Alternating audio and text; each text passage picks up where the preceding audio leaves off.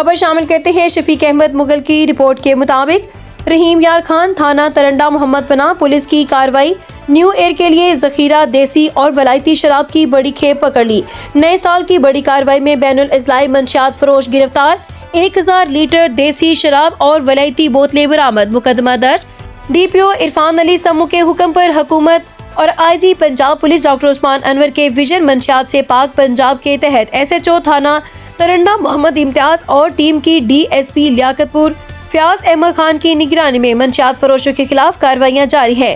ताज़ा तरीन कार्रवाई में ASI मोहम्मद आरिफ ने दीगर पुलिस पार्टी के हमरा दौरान गश्त और पड़ताल जराइम मुखबर से इतला पाते हुए मौजा तरकड़ी में कामयाब छापा मारकर अहमदपुर शर्किया के रिहायशी बैनुल इजलाई शराब सप्लायर मुलजम जुनेद चन्नर को 1020 लीटर देसी शराब और मुतअद्दिद बोतल वलायती शराब बरामद होने पर हस्बे ज़ाब्ता रंगे हाथों गिरफ्तार कर लिया, जबकि उसके 2 साथी रियाज और उबैद खुले इलाके और फसलात का फायदा उठाते हुए पुलिस पार्टी को देखते ही राह फरार इख्तियार कर गए। पुलिस ने मुलजमान के खिलाफ मुकदमा दर्ज करते हुए मजीद कानूनी कार्रवाई का आगाज कर दिया है।